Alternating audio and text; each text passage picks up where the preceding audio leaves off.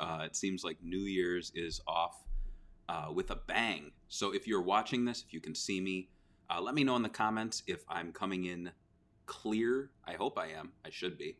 But yeah, it's been it's been an interesting first week of the year. So let's dive right into the news.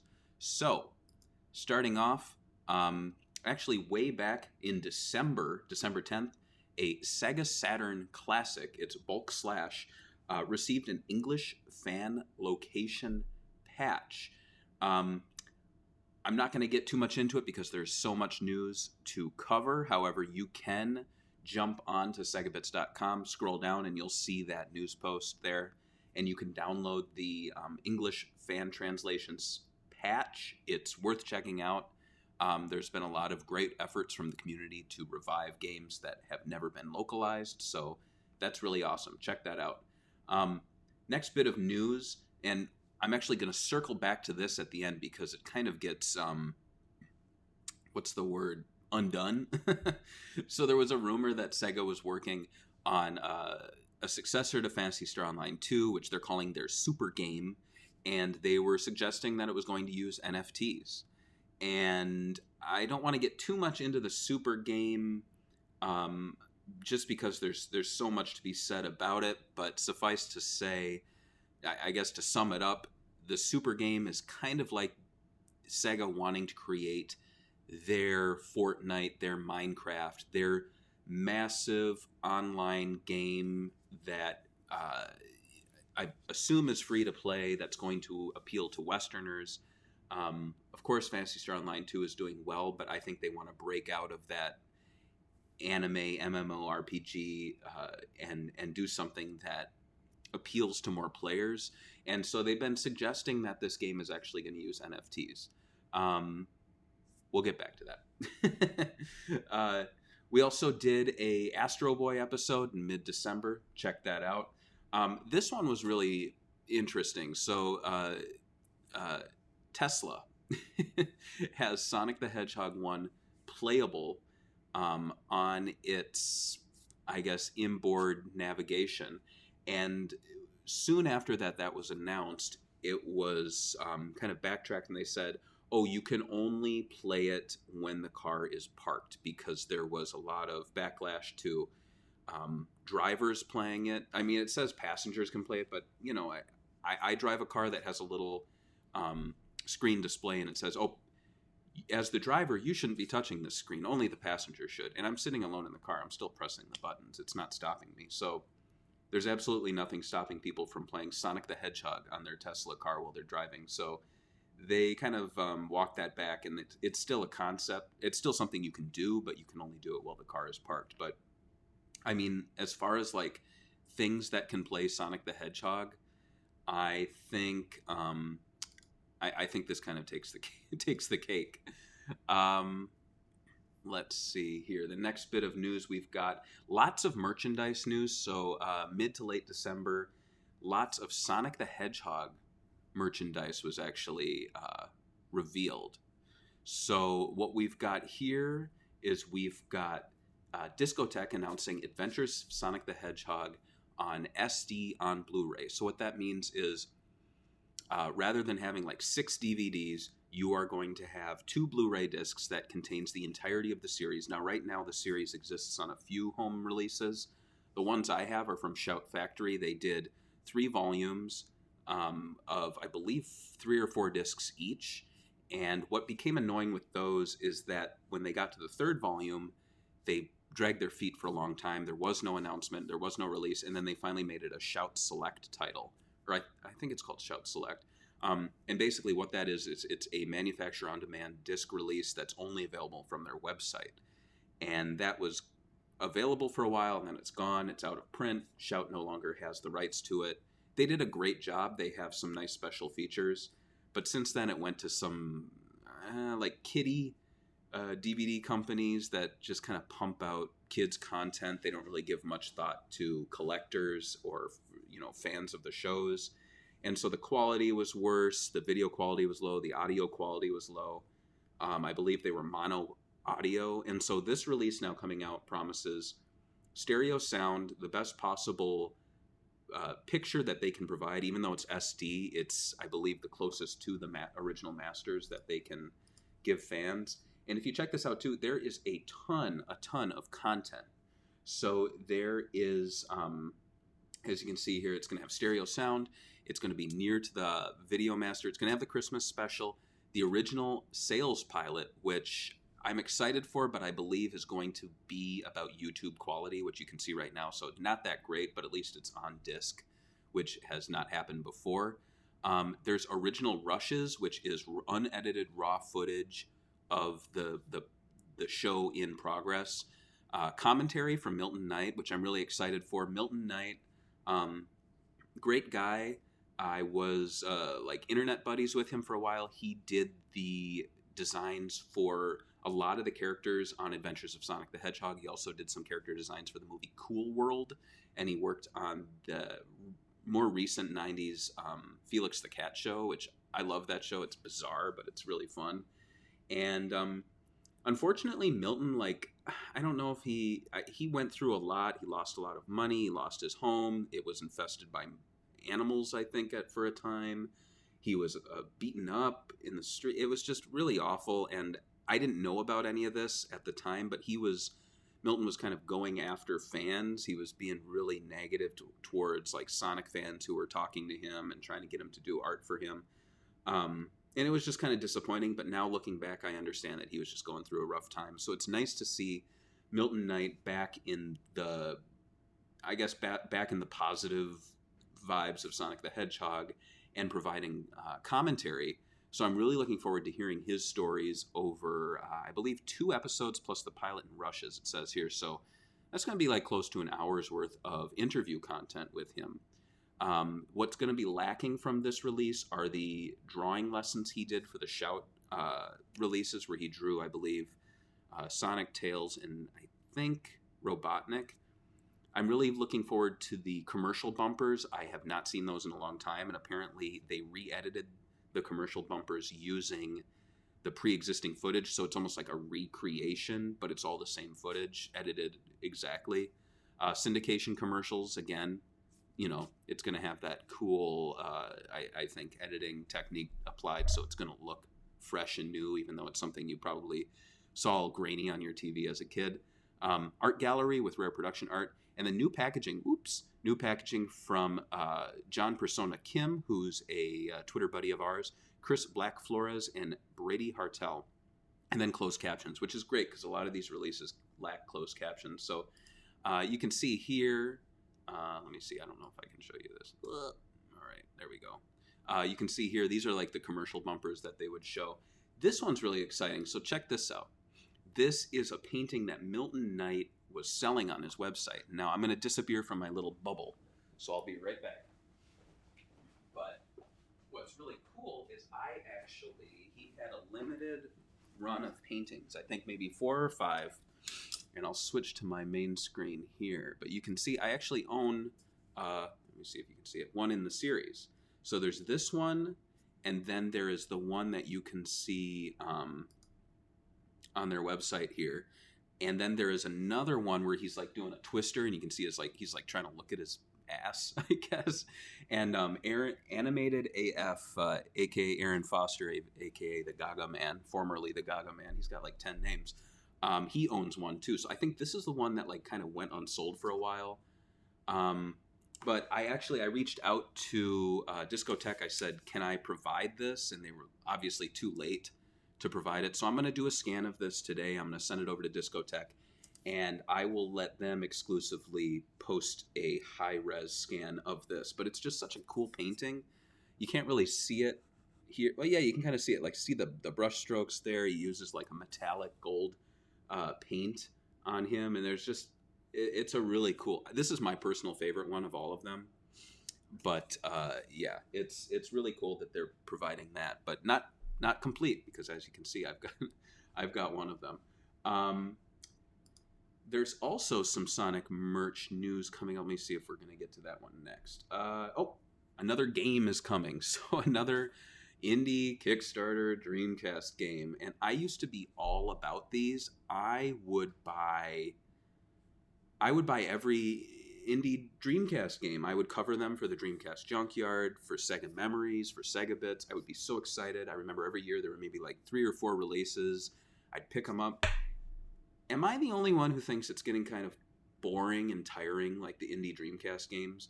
Like, no offense, but like companies like Video Games New York and other publishers, they're releasing like 12 a year, 15 a year, and there's just, it seems like there's lacking, I don't know, something special is lacking from them. Maybe it's just because a lot of them are just ports of games that existed elsewhere, and they're just like, well, you can put it on the Dreamcast, put it on the Dreamcast. I'm kind of missing the ones where it's like Wind and Water Puzzle Battles or Elysian Shadows, where, oh man, not Elysian Shadows. Wait, Pure Solar. Elysian Shadows is a piece of shit. I hate the guy who makes it. He stole my money. I hate them. But like, as you can see, it's either passion projects that are really fantastic games made for the Dreamcast platform, or quick, I don't want to call them cash grabs, but just quick ports of games that look so-so, that weren't really made for the Dreamcast, and then ones that are like big promises and then they run away with your money and you hate them, like Elysian Shadows. This one, though, I guess it leans more towards, I mean, videos don't play that well when I have them streamed through here. It's a little choppy, but you get an idea here. It looks okay. I don't know. Like, why is Freddie Mercury? It looks fine. But yeah, I mean, you can have your own opinions on it. I'm just kind of iffy on it. My big thing is, if the game is complete and ready to be downloaded or burned to a disc, back it, support it if you believe in the project. But I am done supporting Kickstarters where they come out and they say, we have not made anything, we just have plans and ideas, please give us your money. Because I learned the hard way. They took my money. We also did a live show where we talked about our favorite and most disappointing games of the year. I loved making this. I don't know if George did. I came out singing live, and George did not want to sing with me. I'm calling him out because I don't think he watches these videos. I'm calling him out. But yeah, just skip ahead to where I came out singing. Like, look how great this is. Look at this. Here we go. So I ran around behind where I am right now. I mean, how good is this? This is free content on the internet for you. And I'm singing. I liked it. Anyway, maybe I'll do that for every video. But if you want to check that out, we talk about our favorite and our most disappointing games. I always love doing those videos. Check it out. Next up, oh boy, wow, how exciting. Remember Nintendo Switch Online Expansion Pass? Well, now there are more games that you can experience, games that you probably already own on a couple compilations, even ones on the Switch itself. Still a decent selection of games. Altered Beast, I mean, I have my opinions on that. I think the arcade one is good. I don't really care about the Genesis game. Dynamite Headdy, awesome game. Sort of Vermilion, overrated. I think a lot of people point to that and go, oh, it's Yu Suzuki's first RPG. Yu Suzuki has gone on record saying he has not, what has Yu Suzuki not done? He just doesn't care about them. Like, he hasn't worked on it. I think it just kind of happened at the time that he was working at Sega, and like he just did not he had nothing to do with it. Like, they brought it, oh cool, huh? And he's like, no. Sorry, someone was talking about the system audio. Yes, I'm not going to be playing any more videos anyway, and system audio's down anyway. I just turned it down. Thunder Force, and then Toe Jam and Earl. So I mean, a decent selection, but I'm not jumping on it. I just, if they start doing like Dreamcast and Saturn games, definitely, but outside of that, no. Here we have the Astro City Mini V or 5. I'm really excited for this one. I was not expecting such a short turnaround between mini consoles from Sega. It's just a shame that it's going to be Japanese exclusive again, but you can very easily import these. I will play the video, but I'm going to mute the audio just because it's a lot of like... So this thing, I mean, it's obvious why it's such a quick turnaround for them. It's the same it's the same hardware, it's the same components. They just flip the screen, and there's nothing wrong with that. I think it looks cool. I think it's actually a very smart idea, because if you're going to make another Astro City Mini, you're going to want to do one that flips the orientation so that people can play shmups. The only thing is, obviously, that it's only going to be vertical games, and only vertical games are shmups. Outside of maybe, you can remind me in the thing. What is the one? It's the strategy Sega game that is vertical. I actually saw a guy break the world record on it casually while I was at Galloping Ghost. I walked by and he's like, yes. And then someone said, he just broke the world record. But yeah, I think by and large, it's going to be shmups. It's going to look exactly the same. They're not giving it pink buttons. They're not doing anything really extra special. Even the style kit, which is coming back out, is not going to have like a different colored stool. It's just going to have, I guess, like new little plastic signage that you can stick in the top. Still, I went for it. I ordered it. The thing is, though, and let's check out the official site here real quick. What annoyed me was that the orders, when they went up, they were only for the Sega Toys shop. And then all of a sudden, all these other ones cropped up, but they weren't. Like, Amazon Japan apparently sold out very quickly. So I jumped actually onto the EB10 one.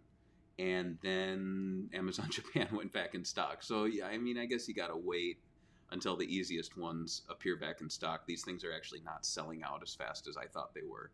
Still, it looks cool. I'm looking forward to picking it up. Here's the style kit that's going to be available at most shops. And then here's the other like super deluxe kit that's only at the Sega Toys shop. And it just has a soundtrack and a shirt. That's pretty much the only big addition. This thing's weird. It's like a little display of an arcade, I guess, that it like sits in. I don't really know why you'd need to like feel like you're playing inside a tiny little arcade box, but whatever. I mean, overall, it looks pretty cool. I'm picking it up. I will definitely do an unboxing and review and everything. Another bit of merch that dropped before Christmas, at least an announcement of it, was the Hori Switch Split Pad Pro. I always stumble when I say that. And what's interesting is this is coming right after Christmas. Like, they couldn't get it just a week early, and you can actually pre-order it now. So let's just take a quick peek and see if it's actually available. Oh, look, so it jumped. So now it's available February 22nd, 2022. So it looks like they changed the release date. Still, these things have very positive reviews in the past, so I'm looking forward to picking it up. I think the design of it's all right. I think it's a little strange that, like, I guess you can see Sonic's running and the swoops go this way, but why is there, like, a white Sonic and then, like, the blue Sonic? I kind of wish they maybe did, like, Classic Modern, or maybe Sonic and Tails or Sonic and Knuckles, like, mixed it up, but I'm looking forward to it. I like all of the Sega branded Switch accessories. I think the last one I picked up was a 3DS like carrying case that came with a little holder. So looking forward to that. Another piece of merch that was announced. This is weird. So it's basically a double dip or a triple dip, however you consider the releases of Sonic on 4K. But there was the standard release, there was the Steelbook release, and now there is the bonus stage edition. And what this includes is a comic book, which was previously released as, I believe, a pack-in at certain stores with the movie itself. Mini posters, which were also a pack-in at some point at different stores. I believe they're two-sided. Otherwise, it would be very strange to just get a Maddie poster and not, like, Tom. A card. I don't know what this card is. It's just like a plastic card. And then the very, very strange edition of a steelbook, but it is a CD case size steelbook that sits inside this larger box. So a lot of paper, nothing really of value in here if you're looking for like bonus materials or new footage or anything. Still, if you don't own Sonic the Hedgehog, the movie on 4K, this is probably the one to get, just because the Best Buy steelbook's probably sold out and really difficult to get. I'm not going to be picking this up. I own one copy of the movie, and that's enough. That's not a slam on the movie, but like, I don't need the same discs, just with like a little tiny weird steelbook case. But hey, it's cool that they're releasing it. We also did an Alpha Protocol episode. You can check that out. What's really exciting about this Sega Talk is that I actually reached out to Julian Melfeld. I hope I'm saying his name, Julian Melfeld. And he was the Sega of America community manager at the time that Alpha Protocol was releasing. And so he gives some very interesting insight into releasing a Sega game at this time. I believe he was doing some playtesting on it. And it's a nice bit of insight. You don't really hear much modern memories of Sega games from the past 10 years, just because either staff are still working there and so they're on an NDA, or staff just don't care to talk about it. So Julian's a really awesome guy. Check that out. It's not on audio, it's me reading his memories, but they're very, very interesting. And all in all, it made me appreciate Alpha Protocol a lot more than I did. And we're getting towards the end here, at least in the terms of SegaBits news stories. LEGO Ideas Sonic the Hedgehog set, another thing announced in December, released shortly after Christmas. But I guess if you have those Christmas monies, you can pick it up. I actually have mine. It arrived 3 days ago, so they shipped these out very quickly. And I'm looking forward to putting it together. I will admit, in my original article, I was a bit down on it, because if you look at the original pitch, and we'll just take a peek here, it changed greatly. I mean, look at that. I love this. I love the look of it. I love that you can break the display apart, so you can put it together and it's one stage, or you can break it apart and have these little pieces and maybe like change your display options. I also really like that it has 2 hard-boiled heavies. I like the build on the flickies, and I really like the big mech, the big Eggman's robot there. And he also had, I don't know if it's in this story, but he had a, she, the designer, had a really great looking Eggman Lego as well. And then when you get to this one, this one, it looks a lot more professional with the base. I am not sure, though, that it can be broken apart. It doesn't appear to be able to do that. I think the crab meat and the Motobug look great. I think they did a lot better job on Sonic than they did with the Lego Dimensions. I think the shoe details are a lot better here. But yeah, I will agree with people. I think the Eggman is disappointing. His head looks like a hamburger. I think those little like gaps in his face look really strange. I think they could have done a lot better job there. I also don't like that they removed every Sonic Mania thing, though I guess they wanted to tie in with the 30th anniversary. So, and the original Sonic. I mean, all in all, I'm being nitpicky. I think it's a great looking set. I just wish we'd see more of these, but I doubt we will, because it's a Lego Ideas. It's not like its own, what am I trying to say? It's not like its own line like Mario. Then again, I'm kind of glad it's not like the Mario line, because that Mario line, it's going to cost you, I think, close to $500 to $1,000 to own them all. They put way too many out. And, you know, I'm not a huge Lego guy, but I'm a big Sonic guy. And if they're doing like a classic Sonic Lego set and they're releasing tons of them, I don't want that, because I'm going to buy them all and I don't have room for them and I'm going to hate myself. So thank you, Lego Ideas, for limiting it to this one set. And then we have the Lego Dimensions set as well. So, you know, you got your classic here, you got your modern there.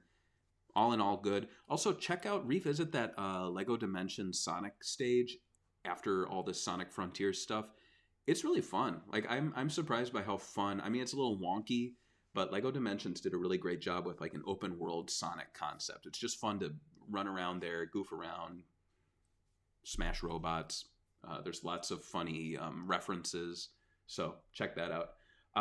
Lastly here, in terms of SegaBits news, Sega has announced a partnership with Jakks Pacific to create toys for Sonic Prime. Now, this is no different from, I believe it was, Tomy doing Sonic Boom toys, though I think Jakks Pacific has a much better quality with their product, and I think Sonic Prime in general is going to have a much better opportunity for toys just based on the concept art we've seen. I think we're going to see like some really cool Eggman, Robotnik sort of variants. I think we're going to see a cool looking Sonic figure. Might even see some, well, it says here we're going to have play sets and vehicles, so hopefully like a new Egomatic. All in all, I mean, looking forward to it. I'm very interested to see how this show turns out. It says available in 2023 for these toys, though, so it makes me wonder if the show was delayed.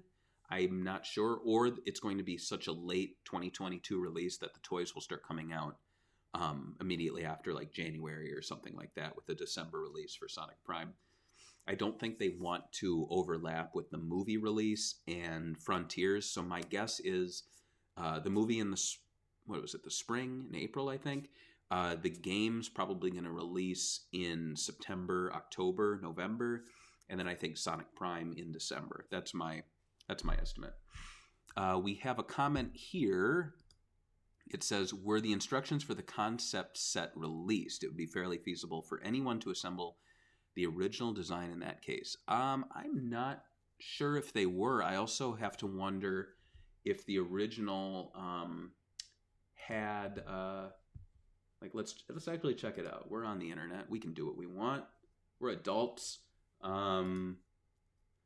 What is this piece? Like, I'm not a Lego expert. Like, look at this. You see that? Like, what is that? It looks, I mean, that's obviously like a custom print on his nose. So this is something. You could probably find that piece. But yeah, I mean, I don't know. I think they did a subpar job on Eggman's face. I totally agree. I just think it looks weird on the final one. Last bits of news I wanted to cover because it's actually in the title of this video, so I'd be foolish to ignore it. This was some recent news, actually. SEGA has promised to avoid NFTs if gamers thinks it's a money-making scheme. This goes along with a lot of decisions SEGA has made where they don't announce something, but then they announce. What am I trying to say? They're very hesitant to jump on bandwagons until they see how their customers respond, which I think is smart. And I think with the NFT thing, it slipped in some early internal documents. It got out there. I don't think SEGA really made any major announcements with NFTs like other companies have. And so, me personally, I don't care about NFTs. That doesn't say I support them, but they don't occupy space in my mind. Like, I don't worry about them, but I don't care about them. They're just like, they're like TikTok. Like, I'm not on TikTok. I don't use TikTok. I don't watch TikTok. So TikTok's not in my life. Same with NFTs, you know. Still, I think I think it's stupid. I think it's smart, though, of SEGA to avoid them. So here's what they had to say. They said, in terms of NFT, we would like to try out various experiments, and we have already started many different studies and considerations, but nothing is decided at this point regarding P2E, play to earn, I believe. There have been many announcements about this already, including at overseas, but there are users who show negative reactions at this point. We need to carefully assess many things, such as how we can mitigate the negative elements, how much we can introduce this with the Japanese regulation, and what will be accepted and what will not be by users. So at this point, it seems like he's not outright saying no, but it also seems like he's making it clear that they're not like all in on the NFTs. They just don't want to, I don't think they want to anger investors and say like outright no. But here at the end, he does say, then we will consider this further if it leads to our mission, constantly creating, forever captivating. But if it is perceived as simple money-making, I would like to make a decision not to proceed. So there you have it. He says, if this is perceived as just a money-making scheme, he doesn't want to proceed. That's all well and good. To be quite honest, they do. I wouldn't want to say like I'm not smart, you know. Like, I'm not some like techie webhead who's like, oh yeah, let me talk about the blockchain. I don't know how it works. I don't know how the computers work. Like, what is happening right now? But I will say that I feel like SEGA is they're doing similar things. We're just not talking about it. With Phantasy Star Online 2, it's just, you know, you pay for digital content. It's yours to keep. I don't know. Like, it's smart that they made this announcement, though, because then people can kind of back off and be, hey, good guy, SEGA. Yeah. So, and we hear here. Let's just someone's got something to say. Thus far, it's major powerhouses like Ubisoft, Sony, and Capcom who have ventured into NFTs. My guess is that they are capable of weathering the hit from negative reception, unlike Sega may be able to. That's a good point. Yeah, like Maddie says here, I just don't get NFTs, to be honest. I I understand the concept behind them. And when it comes to video games, I definitely do, because when people go, oh, Fantasy Star Online 2 NFT, like if you just put those words together, I go, oh, okay, you are making the in-game items unique to the players and giving them an extra level of importance and protection so that there can only be so many like spread needles. That's my read on it, but isn't that already a thing within Phantasy Star Online 2? So what's the point of using an NFT? I don't know. Let's stop talking about NFTs. Let's talk about Penders. Oh boy, it's the year of Penders, guys. I have a Pendersitis. I don't know. Yeah, Penders. What a maroon. What a loon, huh? What a goon. So Ken Penders, if y'all don't know, he used to work on the Archie Sonic the Hedgehog comics. He was basically their Ian Flynn for quite some time. This will sound weird, I really liked Ken Penders' early stuff. Like, if you go back and read the comics, it was really just like issue by issue was just kind of like silly, funny story with like jokes and lots of what are those things called? Those things that suck. Those types of jokes that everyone hates. Puns. They would do one where it was like, hey, Sonic, I'm going to go shoot some aerial photography, like photos from above. And they go, yeah, great. Use my Little Mermaid camera because it's aerial. No. Or Sonic would go, I'm a speed reader. What a novel idea. Like novel, like it's a novel idea. Anyway, when Ken Penders came on, he still kind of did those sorts of stories, but he started to present larger ongoing plots. He started to give a little deeper stories, which was appreciated at the time. The problem is that he went unchecked. He went crazy. He started bringing in his own wild ideas, his own crazy characters. And it was the classic case of someone who had their own agenda and their own creative output. And they were like, well, instead of using my clout with Sonic and then announcing my own project, I'm going to use Sonic as the vessel for my project. So I had this crazy idea about like a community of like alien creatures who have like this big society. I'm just going to apply that to the echidnas, and I'm going to focus really heavily on the echidnas. And then when when Sonic Adventure comes out, Sonic Adventure's like, oh yeah, Knuckles is the only echidna, and he's like, no. And so like Ian Flynn and the rest have to like go back and like undo all the work that Ken Penders did. And we're going to do a whole Sega talk on the Ken Penders era of Sonic the Hedgehog Archie comics. Awesome King says, hi, Barry. Hi, Barry. Hi. Hi, me. Hi, Awesome King. So just to wrap things up, let's look at this wacky Ken Penders tweet. So basically he said, in answer to numerous requests, here's a list of Sonic characters and concepts I own. The Knuckles cast will follow soon. Amazingly, I had somehow overlooked the inclusion of Harvey Who, and so he should be added to the list I've compiled. So this is just like him doing an info dump. But apparently these are the characters that he presented when he was going through his whole legal drama with Sega. And yeah, I know, I'm sorry. The title made it look like... yeah, there we go. When I saw the title, I thought Penders was doing NFTs would make so much sense with his ugly ass art. Well, that was the joke, is because if you look at the image for this episode, his echidna characters look like NFTs. And so how fitting that we're talking about NFTs and we're talking about Ken Penders, who is the OG NFT champion.